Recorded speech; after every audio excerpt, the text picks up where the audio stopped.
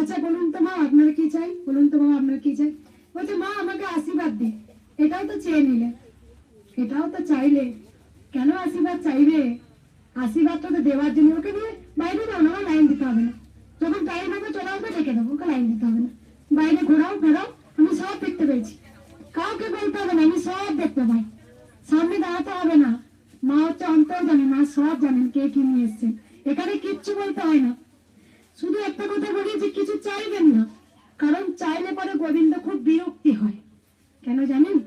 না চাইতে গোবিন্দ আপনার জন্য দেবার জন্য দাঁড়িয়ে আছে। কেন আশিস চাইবেন, কেন আশীর্বাদ চাইবেন? যদি আপনার হৃদয়ে এক ফোঁটা ভক্তি থাকে তাহলে আপনাকে আশীর্বাদ দেবেই, আশীর্বাদটাও চাইবেন না।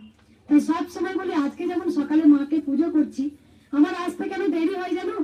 আমি কিন্তু সোনা মাকে পুজো করতে করতে আমি আমার মতো চলে যাই।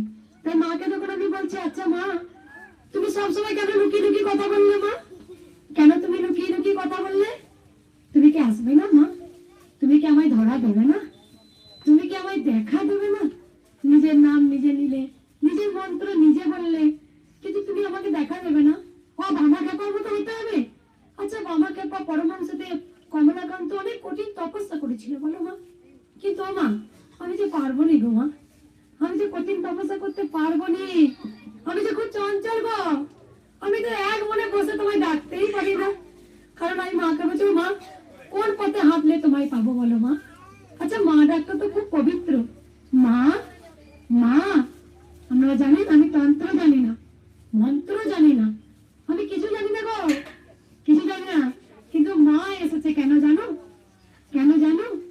কারণ মা আমাকে স্বয়ং নিজে বলেছেন। আমি মাকে যখন যখন আমি মাকে পুজো করতাম, তখন কিন্তু সমস্ত কিছু বিধি নিষেধ দিয়ে পুজো করতাম। প্রথম প্রথম ব্রাহ্মণ দ্বারা মা পুজো দিতাম। তখন মা আমাকে বলছেন, আচ্ছা আমি তোর কাছে কেন এলাম রে? তুই হাত দিয়ে তোর হাত দিয়ে ফুল দিবি না? আমি মাকে বলছি, মা ঘট কেমন পাততে হয় জানি না, ডাব কোন দিকে দিতে আমি জানি না। আচ্ছা ঘটে নাকি অনেক কিছু দিতে, সেটাও আমি জানি না মা। আর আমি তোমাকে কোন মন্ত্র বলে পুজো করব? তখন মা আমাকে বলেছিলেন, যখন তুই ভেতর থেকে কাঁদিস, মা মা। তাই দেখো তোমাদের সঙ্গে আমি কেন আলাদা জানো? তোমরা যতটুকুই মা করে দেখো, তোমার স্বার্থের জন্য মা করো। ভালো করে দেখো তো, তোমার ছেলের চাকরি, যে কোনো সমস্যা, তোমরা যখনই বিপদে পড়ো তখনই তোমরা মাকে ডেকেছো। কিন্তু আমি কেমন করে ডাকি? ও মা, মা আমি কেমন তোমায় পুজো করবো মা, কেমন তোমার চরণে ফুল দেবো মা? ও মা তুমি কোথায় লুকিয়ে আছো মা, তুমি কোথায় প্রকৃতির মধ্যে লুকিয়ে আছো? তাই দেখো তোমাদের সঙ্গে আজকে আমি পুরোটাই আলাদা। আজকে গোটা বিশ্বের মঙ্গলা মা, মা। কারণ আমি সবসময় মায়ের কথা চিন্তা করি। আমি কোনোদিন বলি না যে মা এটা মা ওটা, যাই কিছু বলি আজকে যেন মায়ের মন্দিরে এখনো কাঁদি। তাই সবসময় সকল ভক্তকে বলবো, নিজের চিন্তা ছেড়ে মায়ের চিন্তা কর। আচ্ছা মা তুমি কেমন আছো, তুমি খেয়েছো কিনা? আচ্ছা মা আমার জন্য, আমার জন্য তুমি কষ্ট পাওনি তো মা? আর আমরা কারণে অকারণে বাচ্চাটাকে তুমি বাইরে হাওয়ায় নিয়ে যান না, কাঁদাবেন না বাচ্চাটাকে, ওকে লাইন দিতে হবে না। বাচ্চাটাকে নিয়ে বাইরে যান, কোনো বাচ্চা কাঁদাবেন না, লাইন দিয়ে ওকে খাওয়ান, ওকে ফ্রেশ জায়গায় নিয়ে যান, কাঁদাবেন না, কিচ্ছু লাগবে না, বাচ্চাদের কোনো লাইন দিতে লাগবে না। আমি সমস্ত বাচ্চাদের আগে দেখবো। তাই শুধু একটা কথাই বলি যে মাকে মা গো, তুমি দেখো আমরা যেটুকু কাঁদি শুধু আমাদের মনের জন্য কাঁদি। মা একবার চুপ করুন, আমার কথাটা 5টা মিনিট শ্রবণ করবেন। বাবা মা, বয়স্ক বাবা মা,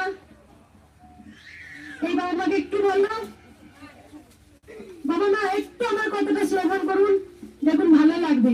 আপনারা অনেক সময় নষ্ট করেছেন তো, আমরা যে সময় এসেছেন এইটুকু বলতে পারি অমৃত স্বাদ আপনারা নিয়ে যাবেন, মানে এইটুকু বলতে পারি। আপনারা অনেক সময় অনেক জনের জন্য দিয়েছেন, নিজের পরিবারের জন্য দিয়েছেন, নিজের সন্তানের জন্য দিয়েছেন, নিজের স্বামীর জন্য দিয়েছেন, কিন্তু সুখ পেলেন না। সুখ পেলেন কিন্তু শান্তি পেলেন না। তাই একটু কথা বলবো, আমি জানি আমার অনেক দেরি হয়েছে, কিন্তু আমার একটু কথা শুনুন 5টা মিনিট, দেখুন আপনি অমৃতের স্বাদ নিয়ে যাবেন সাথে করে। যে ছোট্ট মেয়েটা কি বললো, কারণ মাকে বলি আমার চেতনা দাও, আমায় চৈতন্য দাও, আমায় ভক্তি দাও, আমায় তুমি সকল ভক্তের যেন পাশে দাঁড়াতে পারি।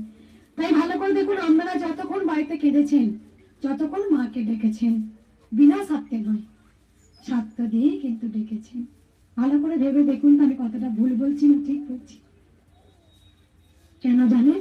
হ্যাঁ, অবশ্যই আপনি স্বার্থ দিয়ে ডেকেছেন, কারণ বিপদে পড়লে অবশ্যই তো গোবিন্দকে ডাকবেন। কেন ডাকবেন না? ডাকবেন না, গোবিন্দকে ডাকতেই হবে। ডাকতে হবে না? গোবিন্দ তো বলেছেন, কলি যুগে, ঘোর কলি যুগে আমার নাম তোদের বদলে বলতেই হবে। হে কৃষ্ণ করুণা সিন্ধু দীন বন্ধু জগত পতে গোপেশ্বর গোপিকা কান্ত রাধা কান্ত নমস্তুতে। তাই গোবিন্দ নাম তো আমাদের করতেই হবে, তবেই তো আমরা উদ্ধার হবো। কিন্তু একবার বলুন তো, একবার বলুন, অবশ্যই আপনার